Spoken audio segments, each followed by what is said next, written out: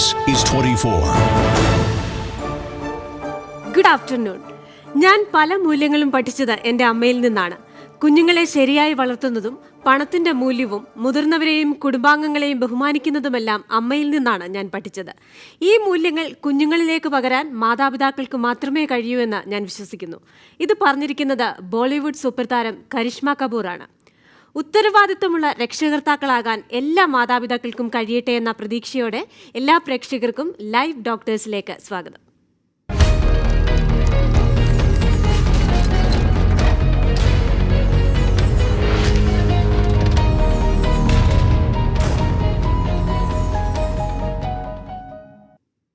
വന്ധ്യത കാരണങ്ങളും പരിഹാരങ്ങളും എന്ന വിഷയമാണ് ലൈവ് ഡോക്ടേഴ്സ് ഇന്ന് ചർച്ച ചെയ്യുന്നത്. ഇതിനായി നമ്മോടൊപ്പമുള്ളത് അമൃത മെഡിക്കൽ കോളേജിലെ സീനിയർ കൺസൾട്ടന്റും അസിസ്റ്റന്റ് പ്രൊഫസറുമായ ഡോക്ടർ ഫെസി ലൂയിസ് ആണ്. Doctor, welcome to live doctors.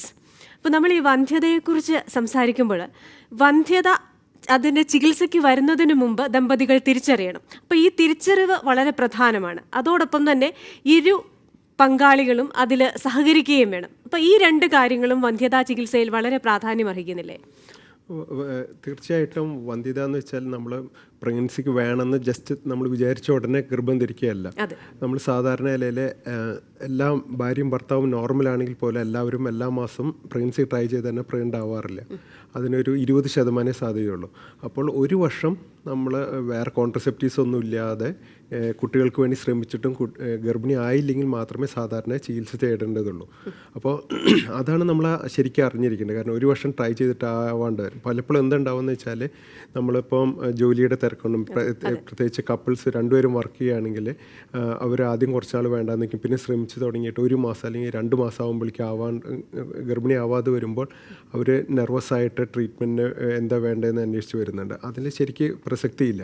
ഒരു വർഷം ട്രൈ ചെയ്തിട്ടേ ആയില്ലെങ്കിൽ ട്രീറ്റ്മെൻറ്റ് എടുക്കുന്നുണ്ട്. പക്ഷേ ഇപ്പോൾ സ്ത്രീകളുടെ പീരീഡ്സ് മെൻസ്ട്രൽ സൈക്കിൾസ് ഇറഗുലറാണ്. അപ്പോൾ ഒന്നിച്ച് ഇവർക്ക് താമസിക്കാൻ പറ്റില്ല. രണ്ടുപേർ 2 സ്ഥലത്താണ് ജോലി ചെയ്യുന്നത്. അങ്ങനെയുള്ളവർക്കാണെങ്കിൽ നമ്മൾ അറ്റ്ലീസ്റ്റ് ഒരു 6 months എങ്കിലും ട്രൈ ചെയ്യണം. അല്ലെങ്കിൽ സ്ത്രീകളുടെ പ്രായം ഒരു 35 yearsന് കൂടുതലാണെങ്കിൽ നമ്മളൊരു 6 months ട്രൈ ചെയ്തിട്ടായിട്ടില്ലെങ്കിൽ ട്രീറ്റ്മെൻറ്റ് പോകണം. കാരണം സ്ത്രീകളുടെ പ്രായം 40 yearsനോട് അടുക്കും തോറും നോർമലായിട്ടായാലും ഏത് ട്രീറ്റ്മെൻറ്റ് കൊണ്ട് പ്രഗ്നൻ്റ് ആവുന്നതിനുള്ള ചാൻസുകൾ കുറഞ്ഞു വരികയാണ്. അതാണ് നമ്മൾ അറിഞ്ഞിരിക്കേണ്ടത്. നമുക്കറിയാം, ഇപ്പം സ്ത്രീ ശാക്തീകരണവും സ്ത്രീ വിദ്യാഭ്യാസവും ഒക്കെ ഒരുപാട് മെച്ചപ്പെട്ടുകൊണ്ടിരിക്കുകയാണ്. അതുകൊണ്ട് തന്നെ സ്ത്രീകൾ നല്ല വിദ്യാഭ്യാസം നേടി നല്ല ജോലി കിട്ടുന്നത് വരെയൊക്കെ വെയിറ്റ് ചെയ്തിട്ടാണ് കല്യാണം കഴിക്കുന്നത്. അപ്പോൾ കൂടുതൽ പേരും ഒരു 26-27 yearsലാണ് കല്യാണം കഴിക്കുന്നത്. ആ ജോലി കിട്ടിക്കഴിഞ്ഞ് തന്നെ അവരൊന്ന് സെറ്റിൽ ഡൗൺ ആകാൻ ചിലപ്പോൾ കല്യാണം കഴിഞ്ഞതിന് ശേഷം ഒരു 2 years ഒക്കെ ഇതൊന്ന് പോസ്റ്റ്പോൺ ചെയ്ത് വെക്കും. അപ്പോൾ ഒരു ഐഡിയൽ ഏജ് ഏതാണ് ഗർഭധാരണത്തിന്? ഐഡിയൽ ഏജ് എപ്പോഴും സാധാരണ ചെറുപ്രായം തന്നെയെന്ന് പറയാൻ പറ്റുള്ളൂ. കാരണം എപ്പോഴും ഒരു 35 yearsന് മുമ്പ് ഫാമിലി കംപ്ലീറ്റ് ചെയ്യുകയാണ് എപ്പോഴും നല്ലത്. നമ്മളിപ്പം ഗർഭിണി ആകുമ്പോൾ തന്നെ നമ്മളിപ്പോൾ പറയുക എൽഡർലി പ്രൈമി എന്ന് പറയുക ഒരു 30 വയസ്സിന് മേലെ ആദ്യമായിട്ട് ഗർഭം ധരിക്കുമ്പോൾ പ്രഗ്നൻസിക്ക് ചില പ്രോബ്ലംസ് ഒക്കെ ഉണ്ടാവും. അപ്പോൾ 30 വയസ്സിന് മുമ്പ് ആദ്യത്തെ ഗർഭവും പിന്നെ ഒരു 2 to 3 years ഗ്യാപ്പിൽ രണ്ടാമത്തെ ഗർഭം വരുന്നതാണ് ഐഡിയൽ ആയിട്ടുള്ള ഒരു ടൈം ഏജ് ലിമിറ്റും ടൈം ഗ്യാപ്പും. അതുപോലെ തന്നെ നമ്മുടെ ജീവിതത്തിലെ ഓരോ ഘട്ടങ്ങളിലും നമ്മളെ സ്നേഹിക്കുന്ന എല്ലാ ആൾക്കാർക്കും നമ്മുടെ കാര്യത്തിൽ ഒരു ക്യൂരിയോസിറ്റി ഉണ്ടാകും. അപ്പോൾ ഈ ക്യൂരിയോസിറ്റിയുടെ ഭാഗമായിട്ട് ഇവരുടെ അന്വേഷണങ്ങളും ഉണ്ടാകും. അപ്പോൾ പലപ്പോഴും ദമ്പതികൾക്ക് കല്യാണം കഴിച്ച് ഡോക്ടർ പറഞ്ഞതുപോലെ ഒരു വർഷമൊക്കെ കഴിഞ്ഞ് വെയിറ്റ് ചെയ്ത് കഴിഞ്ഞിട്ടും നാട്ടുകാരിങ്ങനെ ചോദിക്കാൻ തുടങ്ങും, വിശേഷമൊന്നും ആയില്ലേ. അപ്പോൾ അത്തരത്തിലുള്ള ചോദ്യങ്ങൾ ചിലപ്പോൾ ഇവർക്ക് മാനസിക പ്രശ്നങ്ങളുണ്ടാകും. അങ്ങനെ മാനസിക സമ്മർദ്ദം കൂടുന്നത് വന്ധ്യതയ്ക്ക് കാരണമായേക്കാം. വന്ധ്യതയുടെ മെയിൻ കാരണത്തിൽ ഒന്നാണ് സ്ത്രീകളുടെ ഏജ്. രണ്ടാമത് ആങ്ഷ്യസ് ആണെങ്കിൽ ഏത് ട്രീറ്റ്മെൻറ്റ് ഏറ്റവും വലിയ IVF ട്രീറ്റ്മെൻ്റ് ആണെങ്കിൽ പോലും അതിൻ്റെ സക്സസ്ഫുൾ അതിന് വിജയ സാധ്യത കുറയ്ക്കുന്നതായിട്ട് എല്ലാ പഠനങ്ങളും കാണിച്ചിട്ടുണ്ട്. പ്രത്യേകിച്ച് നമ്മൾ ടെൻസ് ആയി കഴിഞ്ഞാൽ അതുകൊണ്ട് ഭയങ്കരമായിട്ട് അതിനെ എഫക്റ്റ് ചെയ്യുന്നതായിട്ട് കാണുന്നുണ്ട്. പിന്നെ നമ്മൾ എപ്പോഴും ശ്രദ്ധിക്കേണ്ടത് എന്താണെന്ന് വെച്ചാൽ നമ്മൾ ഈ ട്രീറ്റ്മെൻറ്റ് ഇറങ്ങുമ്പോൾ വി മസ്റ്റ് ബി നോ ഇവരെ അറിഞ്ഞിരിക്കണം എത്രത്തോളം വിജയശതമാനം കിട്ടും, എത്രയാണ്, എന്താണ് ചെയ്യുന്നത്, എന്താണ് അവരുടെ പ്രോബ്ലം. അതുകൊണ്ട് സാധാരണ നല്ലൊരു ഇൻഫെർട്ടിലിറ്റി സെൻ്റർ ആണെങ്കിൽ അവിടെ ഒരു നല്ലൊരു സൈക്കോളജിസ്റ്റ് വേണം. അവരെ വരുമ്പോൾ തന്നെ ഡോക്ടർ കൗൺസിൽ ചെയ്യുന്നതിന് പുറമെ തന്നെ അവർ സെപ്പറേറ്റ് ആയിട്ട് കൗൺസിൽ ചെയ്ത് അവർക്ക് എന്തെങ്കിലും പ്രോബ്ലം ഉണ്ടോ ഇല്ലയോ എന്നുള്ളത് മനസ്സിലാക്കി ഉണ്ടെങ്കിൽ അത് നമ്മൾ അത് ഹൈലൈറ്റ് ചെയ്തതിന് ശേഷം പ്രോപ്പർ ട്രീറ്റ്മെൻറ്റിലേക്ക് പോകാൻ പാടുള്ളൂ. ഡോക്ടർ പറഞ്ഞു വരുന്നത് വന്ധ്യത വന്ധ്യതാ ചികിത്സയുടെ ഒഴിച്ചുകൂടാനാവാത്ത ഒരു ഘട്ടമാണ് ഈ കൗൺസിലിംഗ് എന്ന് പറയുന്നത്. അതിൽ ഭാര്യയെയും ഭർത്താവിനെയും കൗൺസിൽ ചെയ്യുന്നതോടൊപ്പം ഒന്നിച്ച് വേണം. വന്ധ്യത ട്രീറ്റ്മെന്റ് എന്ന് വെച്ചാൽ രണ്ടുപേരും ഒന്നിച്ചായിട്ടുള്ള ട്രീറ്റ്മെന്റ് വേണം, അല്ലാതെ സ്ത്രീകൾക്ക് മാത്രമായിട്ടുള്ള ഇല്ല. കാരണം എന്താ വെച്ചാൽ നമ്മൾ വന്ധ്യതയുടെ കാരണം നോക്കുകയാണെങ്കിൽ 1/3 കാരണം സ്ത്രീകളുടെ മാത്രം, 1/3 പുരുഷന്മാരുടെയും, 1/3 രണ്ടുപേരുടെയും കൂടിയിട്ടുള്ള കാരണം കൊണ്ടാണ്. അപ്പോൾ രണ്ടുപേരും ഈക്വലി റെസ്പോൺസിബിൾ ആണ്. അപ്പോൾ രണ്ടുപേരെയും ഈക്വലായിട്ട് കപ്പിൾ സെൻറ്റേഡ് ആയിട്ടുള്ള ട്രീറ്റ്മെൻ്റ് ആണ് ഇൻഫെർട്ടിലിറ്റി എന്ന് പറയുന്നത്. അപ്പോൾ രണ്ടുപേരെയും കാര്യങ്ങൾ ഒന്നിച്ച് നോക്കണം. എനിക്ക് കുഴപ്പമില്ല എന്ന് വിചാരിച്ച് ഒരിക്കലും ചെയ്യാൻ പാടില്ല. രണ്ടുപേരെയും ഹസ്ബൻഡിനെയും വൈഫിനെയും ഒന്നിച്ച് ട്രീറ്റ് ചെയ്ത് അവരെ ഒന്നിച്ച് ഡീറ്റെയിൽ ഹിസ്റ്ററി എടുത്ത് ഡീറ്റെയിൽ ഇവാലുവേറ്റ് ചെയ്തതിന് ശേഷം ഫർദർ എന്തെങ്കിലും ഇൻവെസ്റ്റിഗേഷൻസോ അല്ലെങ്കിൽ ട്രീറ്റ്മെൻറ്റേ നമ്മൾ പറയാൻ പാടുള്ളൂ. ഡോക്ടർ, നമുക്കൊരു കോളറുണ്ട്. എറണാകുളത്ത് നിന്ന് അന്നയാണ്. Welcome to live Doctors. ഡോക്ടറിനോട് ചോദിക്കാം. ഹലോ. ഹലോ. യെസ്, പറയൂ, കേൾക്കാം. അതെ, ഈ എന്റെ മകളുടെ പ്രസവത്തിന് കുട്ടി പൊക്കിൾ കൊടി ചുറ്റിയിട്ട് മരിച്ചേ, അതിനെ കുറിച്ചൊന്നും അറിയാനാണ്. നമ്മളിപ്പോൾ ഇന്നത്തെ ഡിസ്കഷൻ കൂടുതൽ ഇൻഫെർട്ടിലിറ്റിയാണ്. പക്ഷേ പൊക്കിൾക്കൊടിയുടെ കാര്യം എന്ന് വെച്ചാൽ പൊക്കിൾക്കൊടി ചുറ്റുകയാണെങ്കിൽ അത് നമ്മൾ ഗർഭിണിയായിരിക്കുന്ന സമയത്ത് സ്കാൻ ചെയ്യുക വഴിയായിട്ട് പൊക്കിൾക്കൊടിയുടെ എന്തെങ്കിലും പ്രോബ്ലം ഉണ്ടോയെന്ന് ഒരു പരിധി വരെ അറിയാം. പക്ഷെ എന്നാലും അത് പൂർണ്ണമായിട്ട് അറിയില്ല. പിന്നെ പ്രസവിച്ച് ബേബി ഡെലിവറി ചെയ്യുന്ന സമയത്തായിരിക്കും ചിലപ്പോൾ കോഡിൻ്റെ കഴുത്തിൽ ചുറ്റിയിട്ടുള്ള പ്രോബ്ലംസൊക്കെ വരും. അപ്പോൾ നമ്മൾ പ്രോപ്പറായിട്ട് മോണിറ്റർ ചെയ്യുക വഴി ഒരു പരിധി വരെ നമുക്ക് ആൻറ്റിസിപ്പേറ്റ് ചെയ്യാൻ പറ്റും എന്തെങ്കിലും പ്രോബ്ലം ഉണ്ടോ എന്നുള്ളത്. അല്ലാണ്ട് പ്രത്യേകിച്ച് ഈ പർട്ടിക്കുലർ മോളുടെ കാര്യത്തിൽ എന്തായിരുന്നു എന്നുള്ളത് നമ്മൾ ഫുൾ ഡീറ്റെയിൽ അറിയാതെ എനിക്കിപ്പോൾ പറയാൻ സാധിക്കില്ല. ഇപ്പോൾ ഡോക്ടർ, നമ്മൾ മറ്റൊരു കാര്യം പറയുകയാണെങ്കിൽ പണ്ടുള്ളതിനേക്കാളിലും കൂടുതൽ വന്ധ്യത ഇപ്പോൾ ഉള്ളതായിട്ട് നമുക്ക് കാണാൻ സാധിക്കും. അപ്പോൾ ജീവിതശൈലിയിലുള്ള ഒരു മാറ്റമാണോ ഇത്തരത്തിൽ വന്ധ്യത കൂട്ടുന്നത്? ജീവിതശൈലി മാത്രമല്ല, നമ്മൾ പണ്ട് ചെറുപ്രായത്തിൽ കപ്പിൾസ് മാരീഡ് ആയിരുന്നു. ഇപ്പോൾ ഏജ് കൂടുന്നവർ. അപ്പോൾ ഏജ് കൂടുന്തോറും എൻഡോമെട്രിയോസുള്ള അസുഖങ്ങൾ, എൻഡോമെട്രിയോസ് എന്ന് വെച്ചാൽ യൂട്രസിൻ്റെ ഉള്ളിലും സൈഡിലൊക്കെ ഒട്ടിപ്പിടുത്തങ്ങൾ വരുന്ന ഇതാണ്, അത് കൂടുതലായിട്ട് കാണുന്നുണ്ട്. പിന്നെ നമ്മുടെ ജീവിതശൈലി ഡെഫിനറ്റ്ലി അതിന് ഇമ്പോർട്ടൻ്റ് റോളുണ്ട്. പഴയ മാതിരിയല്ല, ജങ്ക് ഫുഡ്സ് ഉപയോഗം കൂടുതലാണ്, സെഡൻറ്ററി ലൈഫാണ്. പണ്ട് നമ്മൾ സ്കൂളുകൾക്കൊക്കെ നടന്നു പോയിരുന്നു, അല്ലെങ്കിൽ സൈക്കിൾ ഔട്ടി പോയിരുന്നു. ഇപ്പോൾ എല്ലാവരും മറ്റേ മോട്ടോർ വാഹനങ്ങളിലാണ് പോകുന്നത്. അപ്പോൾ ജീവിതത്തിൽ എക്സസൈസോ അല്ലെങ്കിൽ നടത്തോ കുറവാണ്. അപ്പോൾ അങ്ങനെ വരുമ്പോൾ ജങ്ക് ഫുഡ്സും കൂടുമ്പോൾ നമ്മൾ സ്ത്രീകളുടെ കാര്യത്തിൽ നോക്കുകയാണെങ്കിൽ പോളിസിസ്റ്റിക് ഓവറിയൻ ഡിസീസ്, അതായത് ഓവറിയിലെ എഗ്ഗ് ഉണ്ടാവുന്നതിനുള്ള ഡിഫക്റ്റ് വളരെയധികം കൂടുന്നുണ്ട്. അപ്പോൾ എഗ്ഗ് പ്രോപ്പറായിട്ട് ഉണ്ടായില്ലെങ്കിൽ, എഗ്ഗ് ഇല്ലെങ്കിൽ കുട്ടി ഉണ്ടാവില്ല. അപ്പോൾ അതിനൊരു പരിധി വരെ ലൈഫ് സ്റ്റൈലിൽ വ്യത്യാസം വരുന്നതും നമ്മുടെ ഭക്ഷണശൈലി എല്ലാം വളരെയധികം കാരണമായി കാണുന്നുണ്ട്. പിന്നെ പുരുഷന്മാരുടെ കാര്യത്തിലായാലും ഡയബറ്റീസ്, അങ്ങനെ പല പല രോഗങ്ങൾ ഈ ഫുഡ് ഹാബിറ്റായിട്ടും സെഡൻറ്ററി ലൈഫ് സ്റ്റൈൽ ആവുന്ന വഴി ഉണ്ടാവുന്നുണ്ട്. പിന്നെ ഓഫ് കോഴ്സ് ആദ്യം നമ്മൾ പറഞ്ഞത് ഏജ് കൂടും തോറും എന്തായാലും ഇതിൻ്റെ പ്രോബ്ലംസ് ഉണ്ട്, അതായത് ഓരോ പ്രോബ്ലംസ് വരും. അപ്പോൾ മുമ്പത്തെ അപേക്ഷിച്ച് ഏജ് കൂടും. പിന്നെ മാരേജ് കഴിഞ്ഞ ഉടനെ തന്നെ ഗർഭിണി ആയില്ലെങ്കിൽ ആങ്ഷ്യസ് ആവുക. കാരണം മുമ്പ് ഈ ഇൻഫെർട്ടിലിറ്റിയിലെ മെയിൻ ട്രീറ്റ്മെൻറ്റ്സൊക്കെ നമ്മൾ വിദേശത്ത് മാത്രമേ ഉണ്ടായിരുന്നുള്ളൂ. ഇപ്പോൾ ഇന്ത്യയിൽ നിന്നല്ല, കേരളത്തിൽ തന്നെ ഒരുവിധം മിക്ക ടൗണുകളിലും ഇൻഫെർട്ടിലിറ്റിയുള്ള ഫെസിലിറ്റീസ് ഉണ്ട്, അല്ലെങ്കിൽ അധികം ദൂരമില്ലാതെ ഉണ്ട്. അപ്പോൾ മോർ അവെയർനെസ് വരുമ്പോൾ ട്രീറ്റ്മെൻറ്റിന് വേണ്ടി നേരത്തെ കൂട്ടി വരികയാണ്. അപ്പോൾ അതൊരു വേറൊരു കാരണമാണ്. എല്ലാം കൂടി നോക്കുമ്പോൾ നമുക്കൊരു ഇൻഫെർട്ടിലിറ്റി കൂടുന്നതായിട്ട് തോന്നുന്നത്. അതുപോലെ തന്നെ സ്ത്രീ ആയാലും പുരുഷനായാലും നമ്മൾ ഏത് രോഗത്തിനായാലും മെഡിക്കൽ ഹിസ്റ്ററി എന്ന് പറയുന്നത് വളരെ ഇമ്പോർട്ടൻ്റ് ആണ്. അപ്പോൾ ചിലപ്പോൾ ഇവരുടെ വന്ധ്യത എന്ന് പറയുന്നത് ഇവർ കഴിക്കുന്ന ഏതെങ്കിലും മരുന്നോ ഇവർക്ക് മുൻപ് വന്ന ഏതെങ്കിലും അസുഖമോ ഒക്കെ കാരണമായിരിക്കും. അതാണ് ഞാൻ പറഞ്ഞത്, ഇനി ഹിസ്റ്ററി രണ്ടുപേരുടെയും ഭയങ്കര ഇമ്പോർട്ടൻ്റ് ആണ്. അതിന് ഹിസ്റ്ററി എടുത്തതിന് ശേഷം പ്രോപ്പറായിട്ട് ഹിസ്റ്ററി എടുക്കുന്നതാണ് മെയിൻ തിങ്. അപ്പോൾ ആദ്യം കാണുമ്പോഴാണ് ഏറ്റവും ഇമ്പോർട്ടൻ്റ് ആയിട്ട് ഹിസ്റ്ററി എടുത്ത് ഇവാലുവേറ്റ് ചെയ്തതിന് ശേഷം ബാക്കിയുള്ള ട്രീറ്റ്മെൻറ്റ് പറയാൻ പാടുള്ളൂ. സാധാരണ നമ്മൾ പനി മാതിരിയോ അല്ലെങ്കിൽ ഒരു മേലുവേദന മാതിരിയോ ട്രീറ്റ് ചെയ്യേണ്ട ഒരു അസുഖമല്ല ഇൻഫെർട്ടിലിറ്റി എന്ന് പറയുന്നത്. ഒരു കോളറോടും ഡോക്ടറെ, പാലക്കാട് നിന്ന് ശശികുമാറാണ്. Welcome to live Doctors. ഡോക്ടറിനോട് ചോദിക്കാം. ഹലോ, പറഞ്ഞോളൂ, കേൾക്കാം. ഹലോ സാറേ, ഞാൻ പാലക്കാട് നിന്നാണ്. ഈ ബീജത്തില് കൗണ്ടിങ് കുറഞ്ഞു വരുന്നതാണ്, അതെന്താ കാരണം?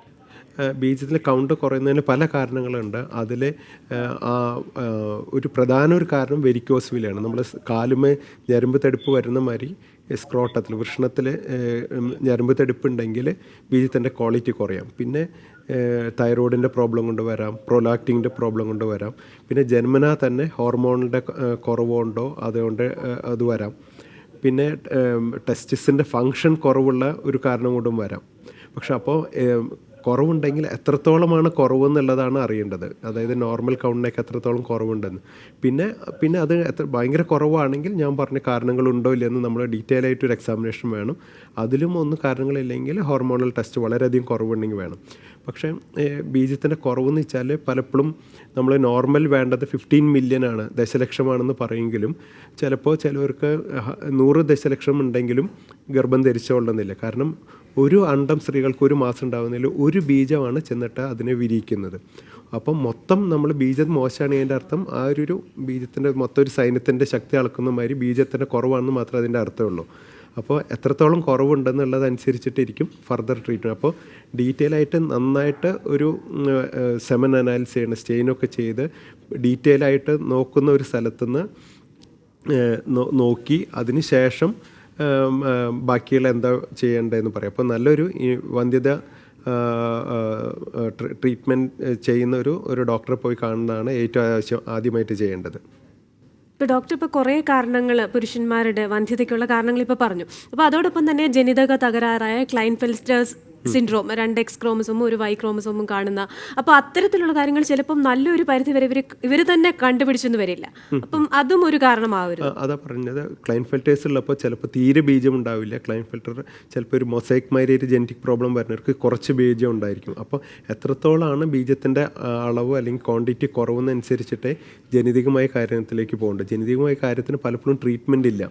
പക്ഷേ നമ്മൾ നേരത്തെ ആൻറ്റിസിപ്പേറ്റ് ചെയ്യുകയാണെങ്കിൽ കുറച്ചെങ്കിലും ബീജം കിട്ടുകയാണെങ്കിൽ അത് വെച്ചിട്ട് ഇപ്പോൾ ഇക്സി എന്ന് പറഞ്ഞ ടെസ്റ്റ് ചികിത്സയുണ്ട്. അതായത് ഒരു എഗ് എന്ന് പറയുന്നതൊക്കെ ഒരു മില്ലിമീറ്ററിൻ്റെ 10 അംശം, അതിലേക്ക് ഒരു ബീജത്തിൽ മൈക്രോസ്കോപ്പി കൂടെ ഇഞ്ചെക്ട് ചെയ്ത് കുട്ടിയാക്കി അത് ഭ്രൂണമാക്കിയിട്ട് ഗർഭത്തിൽ വെക്കുന്നതിനാണ് ഇക്സി എന്ന് പറഞ്ഞ ട്രീറ്റ്മെൻറ്റ്. പക്ഷേ ചില കാര്യത്തിൽ ജന്മന ടെസ്റ്റിസിൻ്റെ ഫംഗ്ഷൻ കേട് വന്നവർക്ക് നമുക്ക് ഈ ട്രീറ്റ്മെൻറ്റ് കൊണ്ടൊന്നും കാര്യമില്ല.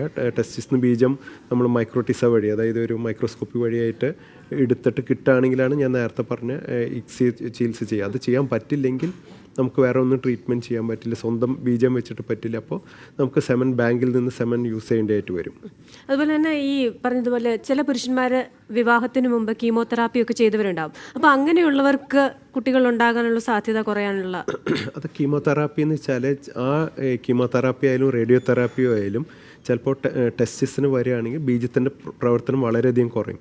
അപ്പോൾ നമ്മളിപ്പം ബീജം നമ്മൾ നേരത്തെ കീമോതെറാപ്പി വേണ്ട ആൾക്കാർക്ക് ബീജം സ്റ്റോർ ചെയ്യുന്നതിനുള്ള ഫെസിലിറ്റി ഇപ്പോൾ നല്ല ഇൻഫെർട്ടിലിറ്റി സെൻറ്റേഴ്സിലുണ്ട്, നമ്മുടെ അവിടെയൊക്കെ ഉണ്ട്. അപ്പോൾ മിക്ക ഈ കീമോതെറാപ്പി അല്ലെങ്കിൽ ക്യാൻസർ ട്രീറ്റ്മെൻറ്റ് വരുന്ന പുരുഷന്മാർക്ക് അവർക്കൊരു ഓപ്ഷൻ കൊടുക്കും, നേരത്തെ കൂട്ടി സെമൻ സ്റ്റോർ ചെയ്യാം എന്നുള്ളത്. അപ്പോൾ സ്റ്റോർ ചെയ്ത് കഴിഞ്ഞിട്ട് ചിലപ്പോൾ കീമോതെറാപ്പി കഴിഞ്ഞ് 1 വർഷം വെയിറ്റ് ചെയ്ത് കഴിഞ്ഞാൽ ചിലപ്പോൾ രണ്ടാമത് സെമൻ്റെ പ്രൊഡക്ഷൻ നോർമലായിട്ടാവാം. ആയിട്ടില്ലെങ്കിൽ മാത്രം നമുക്ക് നേരത്തെ സ്റ്റോർ ചെയ്ത് വെച്ചിട്ടുള്ള സ്പെം വെച്ചിട്ട് അതിൽ പിന്നെയുള്ള വന്ധ്യത ട്രീറ്റ്മെൻറ്റ് ചെയ്യുക. അത് വിവാഹത്തിന് ശേഷമായാലും വിവാഹത്തിന് മുമ്പായാലും ചെയ്യും. ഇഷ്ടംപോലെ പേര് ചെയ്യുന്നുണ്ട്. അതിന് ഫെസിലിറ്റി പലരും യൂട്ടിലൈസ് ചെയ്യുന്നുണ്ട്. മേ ബി അതിൻ്റെ അവയർനെസ് എത്രത്തോളം ഉണ്ടെന്ന് അറിയില്ല. പക്ഷേ മിക്ക ഈ കീമോതെറാപ്പി എടുക്കണം, അതായത് ക്യാൻസർ ചികിത്സ എടുക്കുന്ന ആൾക്കാരും ഈ അഡ്വൈസ് ഇപ്പോൾ കൊടുക്കുന്നുണ്ട്. അപ്പോൾ അതിനുള്ള ഇഷ്ടംപോലെ ആൾക്കാർ വരുന്നുണ്ട്. അതൊരു ആ പർട്ടിക്കുലർ ആൾക്കാർക്ക് അതിൻ്റെ ഫെസിലിറ്റി യൂട്ടിലൈസ് ചെയ്യുന്നുണ്ട്. അത് അത്ര കോസ്റ്റ്ലി ട്രീറ്റ്മെൻ്റ് ഒന്നല്ല. അതുപോലെ തന്നെ പൊതുവേ നമ്മുടെ ക്ലൈമറ്റ് എന്ന് പറയുമ്പോൾ ഇപ്പോൾ ചൂട് കൂടുതലാണ്. അപ്പോൾ പല പുരുഷന്മാരും ചിലപ്പോൾ നല്ല ചൂടുള്ള സാഹചര്യത്തിലായിരിക്കും ജോലി ചെയ്യുന്നത്. അതുപോലെ തന്നെ ഇരുചക്ര വാഹനങ്ങളിൽ ലോങ് ഡ്രൈവ് ഒക്കെ ചെയ്തു പോകുന്ന ആൾക്കാരുണ്ട്. അപ്പോൾ ഈ ചൂട് കൂടുന്നത് വൃഷണത്തെ ബാധിക്കുകയും അത് ബീജങ്ങളുടെ ചലനശേഷിയൊക്കെ ബാധിക്കുന്ന ഒരു രീതിയുണ്ടോ? അതായത് പ്രത്യേകിച്ച് കൂടുതൽ പറയും ഹോട്ട് ഫർണസിൽ വർക്ക് ചെയ്യുക. വെറും അറ്റ്മോസ്ഫിയറിക് ടെമ്പറേച്ചർ മാത്രം വരുമ്പോൾ കുഴപ്പമില്ല. കാരണം എന്താണെന്ന് വെച്ചാൽ അതുകൊണ്ട് മാത്രം ഒരു വലിയ പ്രോബ്ലം കാണുന്നില്ല. ചിലവർക്ക് അങ്ങനെ കൗണ്ട് കുറവാണ്. പിന്നെ ഹോട്ട് അറ്റ്മോസ്ഫിയറിൽ വർക്ക് ചെയ്യുകയാണെങ്കിൽ അവർ രാത്രി സമയങ്ങളിൽ അണ്ടർ ഗാർമെൻറ്റ്സ് യൂസ് ചെയ്യാതെ നമ്മൾ സ്ക്രോട്ടമൊക്കെ തണുപ്പിച്ച് ശരിക്കും കുളിച്ച് ചെയ്യുന്ന വഴി ഒരു പരിധി വിട്ടിട്ട് അത് കൂടാതെ സഹായിക്കും. എന്ന് വെച്ചിട്ട് നല്ല ചൂടുള്ള സ്ഥലത്തൊന്നും വർക്ക് ചെയ്യുന്നവർക്ക് സെമൻ്റ് ഒന്നും ഭയങ്കര പ്രോബ്ലം വരുന്നില്ല. പക്ഷേ ഹോട്ട് ഫർണസ് അങ്ങനത്തെ സ്ഥലത്ത് വർക്ക് ചെയ്യുക. അതേമാതിരി തന്നെ ചിലപ്പോൾ ഈ ഗോൾഡ് സ്മിത്ത് ആൾക്കാർ ചില ആസിഡൊക്കെ ഫ്യൂംസ് ശ്വസിക്കുന്നവർക്ക്, അല്ലെങ്കിൽ വാർണിഷ് പെയിൻറ്റ് അങ്ങനെ പെയിൻറ്റിൻ്റെ ഫ്യൂംസ് ഇതൊക്കെ ശ്വസിക്കുന്നവർക്ക് സാധാരണ നിലയിൽ ബീജത്തിൻ്റെ ക്വാളിറ്റി വളരെയധികം കുറഞ്ഞു വരുന്നതായിട്ട് കാണുന്നുണ്ട്. അപ്പോൾ അവർ സാധാരണ മാസ്ക് യൂസ് ചെയ്ത്, അതായത് ഹാർഡ് മാസ്ക്, സോഫ്റ്റ് മാസ്ക് അല്ല, ഇത്രയും കൂടി ഹാർഡായിട്ട് മാസ്ക് യൂസ് ചെയ്ത് ആ സാഹചര്യങ്ങളിൽ ജോലി ചെയ്യുന്ന വഴിയായിട്ട് ആ സെമൻ്റെ പ്രോബ്ലം ഒരു പരിധിവരെ അതിൻ്റെ ദൂഷ്യഫലങ്ങൾ കുറയ്ക്കാൻ സാധിക്കും. ഡോക്ടർ, ഒരു കോളറോടുണ്ട്. തൃശ്ശൂരിൽ നിന്ന് ബെന്നിയാണ്. ലൈവ് ഡോക്ടേഴ്സിലേക്ക് സ്വാഗതം. ഡോക്ടറിനോട് ചോദിക്കാം.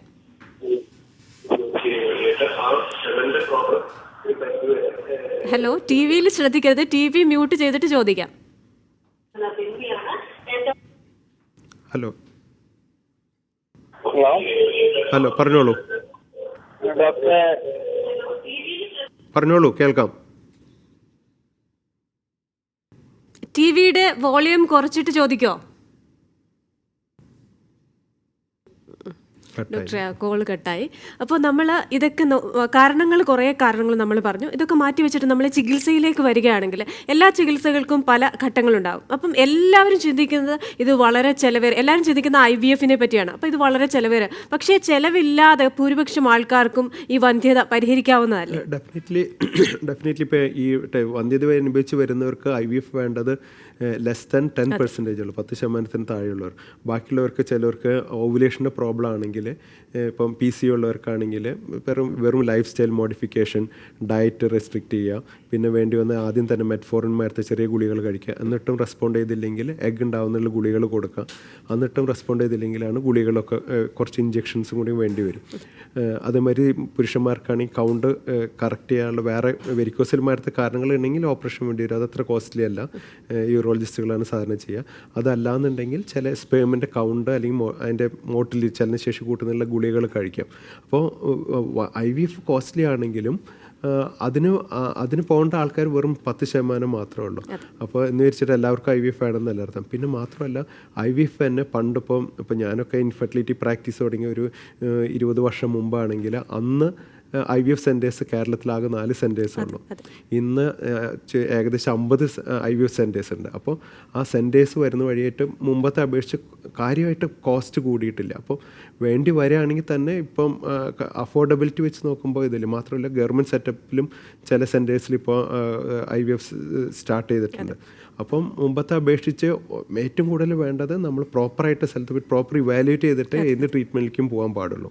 ഡോക്ടർ, ഒരു കോളറോടുണ്ട്, വടകരയിൽ നിന്ന് അനുപമയാണ്. ലൈവ് ഡോക്ടേഴ്സിലേക്ക് സ്വാഗതം. ഡോക്ടറിനോട് ചോദിക്കാം. ഹലോ പറഞ്ഞോളൂ, കേൾക്കാം. ഹലോ ഡോക്ടർ, ഞാൻ അനുപമയാണ്. പറയൂ. എൻ്റെ ഹസ്ബൻഡിന് സൗണ്ട് കുറവായിരുന്നു. അപ്പോൾ ഞാൻ പ്രഗ്നന്റ് ആയി. 2 മാസം നമുക്ക് എന്ത് ചെയ്തു, അത് അബോർഷൻ ആയിപ്പോയി. അത് സൗണ്ട് കുറവ് കൊണ്ടാണെന്ന് ആൾക്കാർ പറയുന്നത്. അതിലെന്തെങ്കിലും ശരിയുണ്ടോ? കൗണ്ട് കുറവുകൊണ്ട് മാത്രം അബോർഷൻ ആവാൻ സാധിക്കില്ല. പക്ഷേ അതുകൊണ്ട് ആവില്ല എന്ന് പറയാൻ പറ്റില്ല. പക്ഷേ അബോർഷൻ ആവുമ്പോൾ സാധാരണ സ്ത്രീകൾക്ക് ഒരു അബോർഷൻ ആവുമ്പോൾ ഏറ്റവും ഇമ്പോർട്ടൻറ്റ് കാരണം നോക്കേണ്ടത് ബേബി നല്ലതല്ലാത്തതുകൊണ്ട് ബോഡി റിജക്റ്റ് ചെയ്തായിരിക്കും. അപ്പോൾ പിന്നത്തെ പ്രാവശ്യം നമ്മൾ പ്രഗ്നൻ്റ് ആവുന്നതിന് മുമ്പ് ഫോളിക് ആസിഡും മരുന്നുകളൊക്കെ സ്റ്റാർട്ട് ചെയ്തുകൊണ്ട് പ്രഗ്നൻസിക്ക് ട്രൈ ചെയ്യുക. പ്രഗ്നൻ്റ് ആയാലും അബോർഷൻ ആവാതിരിക്കാൻ ചില മരുന്നുകളൊക്കെ കഴിക്കുക. വീണ്ടും 2 പ്രാവശ്യം അബോർഷൻ ആവുകയാണെങ്കിൽ നമ്മൾ വീണ്ടും അബോർഷൻ ആവുന്നതിനുള്ള കാരണങ്ങളുണ്ടോ എന്നുള്ള കുറച്ച് ബ്ലഡ് ടെസ്റ്റുകളൊക്കെ ചെയ്യാം. അത് കഴിഞ്ഞിട്ട് 3 പ്രാവശ്യമൊക്കെ ആവുകയാണെങ്കിൽ മാത്രമേ നമ്മൾ ജനിതകമായിട്ടുള്ള കോസിലേക്ക് പോകുന്നുള്ളൂ. പക്ഷേ ബീജം ഭയങ്കര മോശമാണെങ്കിൽ മാത്രം ചിലപ്പോൾ വീണ്ടും അബോർഷൻ വരും. പക്ഷേ ഒരു പ്രാവശ്യം അബോർഷൻ ആയിച്ചിട്ട് സെമന് മാത്രം കാരണമായി കാണേണ്ടതില്ല. എന്ന് വെച്ചാൽ അതല്ല എന്നല്ല അറിയാം. പക്ഷേ വീണ്ടും അബോർഷൻ ആവുകയും സെമൻ ഭയങ്കര മോശമാണെങ്കിൽ നമ്മൾ ജനിതകമായിട്ടുള്ള കാരണം ഞാൻ പറഞ്ഞില്ലേ ഒരു 3 പ്രാവശ്യം ആവുന്നതിനുള്ള മാതിരി നോക്കണം. അപ്പോൾ അത് നോക്കിക്കഴിഞ്ഞാൽ ജനിതകമായിട്ടുള്ള കാരണങ്ങൾ ഉണ്ടോ ഇല്ല എന്നുള്ളത് നമുക്ക് അറിയാൻ സാധിക്കും. അപ്പോൾ ഈ കുട്ടികളില്ലാതെ വിഷമിക്കുന്ന പലരുടെയും ഒരു പ്രശ്നമാണ് ഈ പറഞ്ഞ മിസ്കാരേജ് എന്ന് പറയുന്നത്. അപ്പോൾ മിസ്കാരേജ് ഡോക്ടർ പറയുന്നത് പോലെ 1 തവണയും ഉണ്ടാവാം, 2 തവണയും ഉണ്ടാവും. അപ്പോൾ ശരിക്കും ഇവരുടെ ഹെൽത്തിന് ചെറിയൊരു ഇഷ്യൂ ഉണ്ടാവും ഈ മിസ്കാരേജ് കാരണം. അപ്പോൾ അതിന് 1 തവണ അങ്ങനെ ഉണ്ടായെങ്കിൽ അടുത്ത തവണത്തേക്ക് ശ്രമിക്കുന്നതിന് ഒരു ഗ്യാപ്പ് എത്ര വേണ്ടി വരും? സാധാരണ നിലയിൽ പണ്ടൊക്കെ 3 മാസം വെയിറ്റ് ചെയ്യണമെന്ന് പറഞ്ഞു. പക്ഷേ ഇപ്പോൾ ഒരു 3 മാസത്തിനുള്ളിൽ ഉള്ള അബോർഷനാണെങ്കിൽ സാധാരണ 1 മാസം ഗ്യാപ്പ് ഇട്ടാൽ മതി. കാരണം നമ്മൾ 3 മാസം വെയിറ്റ് ചെയ്ത് നമ്മൾ കൂടുതൽ മെഡിസിൻസ് അല്ല പലരും മറ്റേ ഫാറ്റുള്ള മെഡിസിൻസൊക്കെ ലേഹ്യം അങ്ങനത്തെയൊക്കെ കഴിച്ച് തടി കൂടുകയാണെങ്കിൽ പലപ്പോഴും കണ്ടിട്ടില്ലെന്ന് വെച്ചാൽ വീണ്ടും ഓവുലേഷൻ പ്രോബ്ലംസിലേക്ക് പോവാം. പിന്നെ മാത്രമല്ല കുറച്ച് നാൾ ട്രൈ ചെയ്യാതിരിക്കുക, അങ്ങനത്തെ ഒരു സൈക്കോളജിക്കലി ഭയങ്കര പ്രോബ്ലമാണ്. പക്ഷേ സാധാരണ അബോർഷനൊക്കെ ആയിക്കഴിഞ്ഞാൽ 1 മാസം കഴിഞ്ഞ് കഴിഞ്ഞാൽ പിന്നത്തെ ട്രൈ ചെയ്യാം. പിന്നെ മാത്രമല്ല മുമ്പ് അബോർഷൻ ആയി കഴിഞ്ഞാൽ മിക്കവാറും DNC ഒക്കെ ചെയ്യേണ്ടി വരും. ഇപ്പോൾ കഴിയുന്നതും നമ്മൾ DNC ഒഴിവാക്കി മെഡിസിൻസിനോണ്ട് തന്നെ മെഡിക്കൽ ക്യൂരേറ്റ് എന്ന് പറയും, മെഡിസിൻസിനോണ്ട് തന്നെ ഗർഭപാത്രം ക്ലീൻ ചെയ്യാൻ നോക്കും. പറ്റാത്തവർക്ക് മാത്രമേ DNC ചെയ്യുള്ളൂ. അപ്പോൾ ഒരു ഓപ്പറേഷൻ ഇല്ലാത്തതുകൊണ്ട് കഴിയുന്നത് മാക്സിമം 1 മാസം, അതല്ല മാക്സിമം ആണെങ്കിൽ തന്നെ 1-2 മാസം, അതിനും കൂടെ കഴിഞ്ഞാൽ പിന്നത്തെ പ്രഗ്നൻസിക്ക് ട്രൈ ചെയ്യണം. പക്ഷേ പ്രഗ്നൻസിക്ക് 2ാമത്തെ പ്രാവശ്യം ട്രൈ ചെയ്യുമ്പോൾ എപ്പോഴും ഫോളിക് ആസിഡ് നേരത്തെ കൂട്ടി ട്രൈ ചെയ്യണം. അപ്പോൾ കുട്ടികളുടെ അംഗവൈകല്യങ്ങൾ കുറയാം. പിന്നെ വീണ്ടും വരികയാണെങ്കിൽ നേരത്തെ കുട്ടികളുടെ ടെസ്റ്റുകളൊക്കെ ചെയ്ത് ഞാൻ അബോർഷൻ വരാതിരിക്കാനുള്ള കാരണങ്ങളുണ്ടോ എന്നുള്ള ബ്ലഡിൽ വല്ല കാരണങ്ങളുണ്ടോ എന്ന് കണ്ടുപിടിക്കണം. അതുപോലെ തന്നെ ഈ പുരുഷന്മാർക്ക് ബീജവാഹിനിക്കുഴലിൽ എന്തെങ്കിലും ബ്ലോക്ക് ഉണ്ടെങ്കിലും സ്ത്രീകൾക്ക് ഈ പറഞ്ഞതുപോലെ അണ്ടവാഹിനിക്കുഴലിൽ എന്തെങ്കിലും ബ്ലോക്ക് ഉണ്ടെങ്കിലും ഇതുപോലെ തന്നെ ആ അണ്ടവും ബീജവും ബ്ലോക്ക് ആയിട്ട് വന്ധ്യതയുണ്ടാവും. അപ്പോൾ അതിന് ഏത് തരത്തിലുള്ള ട്രീറ്റ്മെന്റ് ആവും? പുരുഷന്മാർക്ക് ബീജവാഹിനിക്കുഴിയിൽ ബ്ലോക്ക് ഉണ്ടാവുന്ന വെച്ചാൽ ബീജം ഉണ്ടായിട്ട് ടെസ്റ്റിസിലുണ്ടായി പുറത്തേക്ക് വരാത്ത അവസ്ഥ തന്നെയാണ് പറയുക. അത് അസൂസ്പേമിയ, ബീജം പുറത്തേക്ക് തീരെ വരാത്ത അവസ്ഥയാണ് അസൂസ്പേമിയ. അസൂസ്പേമിയ എന്ന് പറയുമ്പോൾ നമ്മളത് 3 കാരണങ്ങൾ കൊണ്ട് വരാം. ഒന്ന്, ടെസ്റ്റിസിൽ ബീജം ഉണ്ടാവാത്ത അവസ്ഥ വരാം. അത് ഹോർമോണിൻ്റെ അളവ് കുറവുണ്ടെങ്കിൽ അറിയാൻ പറ്റും. അങ്ങനെയുള്ളവർക്ക് മാത്രമേ ഇഞ്ചെക്ഷൻസ് ഒക്കെ കൊടുത്തുകൊണ്ട് എന്തെങ്കിലും ബെനിഫിറ്റ് ഉണ്ടാവുള്ളൂ. അല്ല വേറൊരു വിഭാഗമാണ് ബീജമുണ്ടായി പുറത്തേക്ക് വരാത്ത. അങ്ങനെയുള്ളവർക്ക് സാധാരണ ഹോർമോൺ ലെവൽസൊക്കെ നോർമലായിരിക്കും. അപ്പോൾ അങ്ങനെയുള്ളവരെ കറക്റ്റായി കണ്ടുപിടിക്കുകയാണെങ്കിൽ നമ്മൾ ടെസ്റ്റിസിൽ നിന്നോ അല്ലെങ്കിൽ അതിൻ്റെ സൈഡിൽ എപ്പിഡിഡിമിസിന് ബീജം കിട്ടുകയാണെങ്കിൽ ഇക്സി എന്ന് പറഞ്ഞ ടെസ്റ്റ് ചികിത്സ വഴി ഗർഭം ധരിക്കാൻ സാധിക്കും. അത് വളരെ നല്ല വിജയശതമാനം കിട്ടുന്ന ട്രീറ്റ്മെൻറ്റാണ്. പക്ഷേ മൂന്നാമതൊരു ഗ്രൂപ്പ് ഉണ്ട്, അതായത് ടെസ്റ്റിസിൻ്റെ പ്രവർത്തനം തന്നെ കുറവുള്ളവർക്ക്. അതായത് അതുകൊണ്ടാണ് അസൂസ്പേമിയ വരണമെങ്കിൽ മൈക്രോട്ടിസമാരത്തെ ചെറിയ പ്രൊസീജിയേഴ്സിൽ മാത്രമേ ബീജം കിട്ടുള്ളൂ. ബീജം കിട്ടിയില്ലെങ്കിൽ നമ്മൾ അവർ സ്വന്തം ബീജം വെച്ച് ഗർഭം ധരിക്കാൻ ബുദ്ധിമുട്ടായിരിക്കും. അതേമാതിരി തന്നെയാണ് സ്ത്രീകൾക്ക്. യൂട്രസിൻ്റെ സൈഡിൽ ട്യൂബ് ഉണ്ടാവും. അപ്പോൾ ഓവറിൽ നിന്ന് എഗ്ഗ് ഉണ്ടായിക്കഴിഞ്ഞാൽ എഗ്ഗ് ട്യൂബിലേക്ക് കയറും. അപ്പോൾ ട്യൂബിൽ വെച്ചിട്ട് സ്ത്രീകളുടെ ശരീരത്തിൽ എഗ്ഗും സ്പേമും കൂടി ചേരുള്ളൂ. അപ്പോൾ അതിന് ബ്ലോക്ക് ഉണ്ടെങ്കിൽ നമുക്ക് നോർമലായിട്ട് പ്രഗ്നൻസി ആവില്ല. അപ്പോൾ നമ്മൾ സാധാരണ എല്ലാ ഫാക്ടേഴ്സും നോർമലാണെങ്കിൽ ബീജമൊക്കെ യൂട്രസിൽ ശരിക്കും എത്തുന്നുണ്ടെങ്കിൽ ബ്ലോക്ക് ഉണ്ടോ എന്ന് നോക്കാം. അത് പല സിമ്പിൾ വിധത്തിൽ നോക്കാൻ പറ്റും. അതായത് നമ്മൾ എക്സ്റേ എടുത്ത് നോക്കാം, HSG, അല്ലെങ്കിൽ വെള്ളം പുഷ് ചെയ്തിട്ട് ബ്ലോക്ക് SSG എന്ന് പറഞ്ഞ ടെസ്റ്റ് വഴി നോക്കാം. അതൊക്കെ OP പ്രൊസീജിയേഴ്സാണ്. ചിലവർക്ക് ട്യൂബെല്ലാം ഒട്ടിയിരിക്കണ മാതിരി അല്ലെങ്കിൽ ട്യൂബിൽ വെള്ളം കെട്ടി നിൽക്കുന്നുണ്ടെങ്കിൽ മാത്രമേ നമ്മൾ സാധാരണ നിലയിൽ ലാപ്രോസ്കോപ്പി ഒക്കെ ചെയ്യേണ്ടി വരുള്ളൂ. മാത്രമല്ല ഒരു പരിധി വരെ നമുക്ക് ഈ ബ്ലോക്ക് ഉണ്ടെങ്കിൽ തന്നെ നമ്മൾ ലാപ്രോസ്കോപ്പി വഴിയായിട്ട് കറക്റ്റ് ചെയ്യാനും സാധിക്കും. അപ്പോൾ ട്യൂബിൻ്റെ പ്രസക്തി എന്താണെന്ന് വെച്ചാൽ ശരീരത്തിൽ എഗ്ഗും സ്പേമും കൂടി ചേരുന്നത് ട്യൂബിൽ വെച്ചിട്ടാണ്. അപ്പോൾ അതാണ് ട്യൂബിൻ്റെ ബ്ലോക്കിൻ്റെ ഒരു ഇമ്പോർട്ടൻസ്. പിന്നെ ഒരിക്കൽ പ്രഗ്നൻ്റായി അല്ലെങ്കിൽ അബോർഷനായിട്ട് രണ്ടാമത് പ്രഗ്നൻസി ആവുന്നില്ലെങ്കിൽ ബാക്കിയെല്ലാം നോർമലാണെങ്കിൽ നമ്മൾ ഫസ്റ്റ് തിങ്ക് ചെയ്യേണ്ടത് ആലോചിക്കാൻ ട്യൂബിന് വല്ല ബ്ലോക്ക് ഉണ്ടാകുന്നത്. അപ്പോൾ ട്യൂബിന് ബ്ലോക്കിനും വളരെ ഇമ്പോർട്ടൻസ് ഉണ്ട്. ഡോക്ടർ, ഒരു കോളറോടുണ്ട്, കൊല്ലത്ത് നിന്ന് ലാലിയാണ്. Welcome to live Doctors. ഡോക്ടറിനോട് ചോദിക്കാം.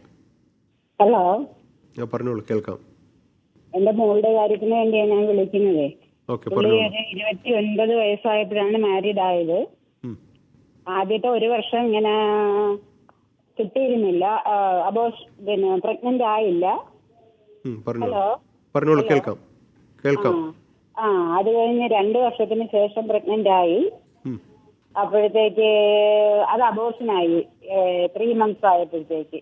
അതുപോലെ ട്രീറ്റ്മെന്റ് എടുത്തിട്ടാണോ പ്രഗ്നന്റ് ആയത്, അതോ തന്നെ പ്രഗ്നന്റ് ആയതാണോ? ആയുർവേദിക് ട്രീറ്റ്മെന്റ് എന്തോ എടുത്തായിരുന്നു, അല്ലാതെ അലോപ്പതിക് ട്രീറ്റ്മെന്റ് ഒന്നും എടുത്തിരുന്നില്ല. ഓക്കെ. ഫസ്റ്റ് ഹാർട്ട് റേറ്റ് നിൽക്കുകയായിരുന്നു കുട്ടിയുടെ. അങ്ങനെയാണ് അത് അബോർഷൻ ആവേണ്ടി വന്നത്. അതിനുശേഷം ഇപ്പൊ 1 വർഷമായിട്ട് വിശേഷങ്ങളൊന്നും ഉണ്ടായില്ല. അപ്പോഴത്തേക്ക് ഇൻഫെർട്ടിലിറ്റിയെ കാണിച്ചു, പ്രൈമറി ടെസ്റ്റുകൾ നടത്തി, ലാപ്രോസ്കോപ്പി നടത്തിയപ്പോഴത്തേക്ക് ട്യൂബ് ഡാമേജ് ആണെന്നാണ് പറഞ്ഞത്. അപ്പോൾ ഒരിക്കൽ പ്രഗ്നന്റ് അല്ലെങ്കിൽ അബോർഷനായിട്ട് ആവാണ്ട് വരുമ്പോൾ അത് സെക്കൻഡറി ഇൻഫെർട്ടിലിറ്റിയാണ്. അപ്പോൾ അതാണ് ഞാൻ പറഞ്ഞത്. അപ്പോൾ ബാക്കിയെല്ലാം നോർമലാണെങ്കിൽ ട്യൂബിനും ബ്ലോക്ക് ഉണ്ടോ എന്ന് നോക്കണം. അപ്പോൾ അതിലൊരു ഒരു ഒരു പ്രോപ്പറായി ട്യൂബിന് കറക്റ്റ് ആവുന്ന ഒരു ടെസ്റ്റാണ് ഈ ലാപ്രോസ്കോപ്പി എന്ന് പറയുന്നത്. അത് ഒരു പരിധി വരെ നമുക്ക് ട്യൂബിന് ബ്ലോക്ക് അതിൽ കൂടെ തന്നെ കറക്റ്റ് ചെയ്യാൻ പറ്റും. അത് ഒട്ടിപ്പിടുത്തം കൊണ്ടാണെങ്കിൽ ഒട്ടിപ്പിടുത്തം കൊണ്ട് മാറ്റാം. ട്യൂബിന് ബ്ലോക്ക് ആണെങ്കിൽ കാനുലേഷൻ ചെയ്യുന്ന വഴി ബ്ലോക്ക് മാറ്റാം. ബ്ലോക്ക് മാറ്റാൻ പറ്റുകയാണെങ്കിൽ നമുക്ക് അവർക്ക് നോർമലായിട്ട് ട്രൈ ചെയ്യാൻ പറ്റും. ഇല്ലെങ്കിൽ മാത്രമേ പിന്നത്തെ ഞാൻ പറഞ്ഞില്ല, ട്യൂബിലാണ് എഗ്ഗും സ്പേമും കൂടി ചേരുക. ആ പ്രക്രിയ പുറത്ത് വെച്ച് നടക്കുന്ന ടെസ്റ്റ് ട്രീറ്റ്മെൻറ്റ് ചെയ്യേണ്ടി വരും. അപ്പോൾ എന്തായിരുന്നു ബ്ലോക്ക് ഉണ്ടായിരുന്നു ഇല്ലയെന്നനുസരിച്ചിട്ട് വേണം പിന്നത്തെ ട്രീറ്റ്മെൻറ്റ് എന്താണെന്ന് പറയാൻ പറ്റുള്ളൂ. അതുപോലെ തന്നെ ഡോക്ടർ, ഈ ബീജത്തിൻ്റെ ഷേപ്പ് ചിലപ്പോൾ വ്യത്യാസമുള്ള ആൾക്കാർ കാണുമല്ലോ. അപ്പോൾ അങ്ങനെ ഷേപ്പിലുള്ള വ്യത്യാസം വന്ധ്യതയ്ക്ക് കാരണമാകുമോ? ആകുമെങ്കിൽ അതിനെന്ത് ചികിത്സയാണ്? എല്ലാ ബീജവും നോർമൽ ഷേപ്പ് ആയിരിക്കില്ല. അപ്പോൾ അതിൻ്റെ എത്രത്തോളം ശതമാനം അബ്നോർമൽ സ്പേംസ് ഉണ്ടെന്ന് അനുസരിച്ചിട്ടായിരിക്കും നമ്മളത് അറിയേണ്ടത്. കാരണം എന്ന് വെച്ചാൽ സാധാരണ ഇപ്പോഴത്തെ WHO ഡെഫിനേഷൻ അനുസരിച്ചിട്ട് വളരെ കുറച്ച് ബീജങ്ങൾ നോർമലാണെങ്കിൽ പോലും അവർക്ക് അച്ഛനാവാൻ സാധിക്കും. അപ്പോൾ അതിൻ്റെ എത്രത്തോളം ഡിഫക്റ്റ് ഉണ്ടെന്ന് അറിഞ്ഞതിന് ശേഷമേ ഉള്ളൂ. അല്ലാണ്ട് കുറച്ച് ബീജം എപ്പോഴും അബ്നോർമലായിട്ടായിരിക്കും. അപ്പോൾ അത് പ്രോപ്പറായിട്ട് സ്റ്റെയിൻ ചെയ്ത് സെമൻ അനാലിസിസ് ചെയ്യണം. അല്ലെങ്കിൽ വെറുതെ മൈക്രോസ്കോപ്പിൽ കൂടെ നോക്കിയാൽ ഈ അബ്നോർമൽ സ്പെംസ് എപ്പോഴും പിക്ക് ചെയ്തോളണമെന്നില്ല. അതുപോലെ തന്നെ ഡോക്ടർ പറഞ്ഞു ഒരു ലെസ് ദാൻ 10% മാത്രം ഈ IVF ചെയ്താൽ മതി. അപ്പോൾ നമ്മൾ ഈ ഇൻ വിട്രോ ഫെർട്ടിലൈസേഷനെ കുറിച്ച് പറയുമ്പോൾ ഈ ദമ്പതികൾ അതിന് മുൻപ് എന്തൊക്കെ ചെയ്തിരിക്കണം, അല്ലെങ്കിൽ ആ ചികിത്സ നടക്കുന്ന ഘട്ടത്തിൽ ഇരുവരും ചെയ്യേണ്ട കാര്യങ്ങൾ എന്തൊക്കെയാണ്? അല്ല, മുമ്പെന്ന് വെച്ചാൽ പ്രോപ്പറായിട്ട് ഇൻഡിക്കേറ്റഡ് ആണോ IVF എന്നുള്ളതാണ് ആദ്യത്തെ അറിയേണ്ടത്. ഇൻഡിക്കേറ്റഡ് ആണെങ്കിൽ, അല്ലെങ്കിൽ ബാക്കി ട്രീറ്റ്മെൻ്റ് ഒക്കെ ചെയ്തിട്ടായിട്ടില്ലെങ്കിലാണ് IVFലേക്ക് പോകുക. IVFലേക്ക് പോകുമ്പോൾ ഇപ്പോൾ സ്ത്രീകളുടെ കാരണം കൊണ്ടായാലും അതല്ലെങ്കിൽ പുരുഷന്മാരുടെ കാര്യം കൊണ്ടായാലും ടെസ്റ്റ് ട്യൂബ് ട്രീറ്റ്മെൻറ്റ് മുഴുവൻ സ്ത്രീകൾക്കാണ്. അപ്പോൾ ഇത് സാധാരണ സ്ത്രീകൾക്ക് ഒരു അണ്ട ഉണ്ടായിട്ട് വയറ്റിലേക്ക് വിരിയുന്നതിന് പകരം കൂടുതൽ അണ്ട ഉണ്ടാക്കി വയറ്റിൽ വിരിയുന്നതിന് മുമ്പ് നമ്മൾ സ്കാൻ വഴി ആ ഓവറിൽ നിന്നത്തെ ഫ്ലൂയിഡ് എടുത്ത് അതിൽ നിന്ന് എഗ്ഗിനെ ഐസൊലേറ്റ് ചെയ്യണം. ആ എഗ്ഗിലേക്ക് സ്പേമായിട്ട് ചേർക്കുന്നതാണ് ടെസ്റ്റ് ട്യൂബ് ട്രീറ്റ്മെൻറ്റ്.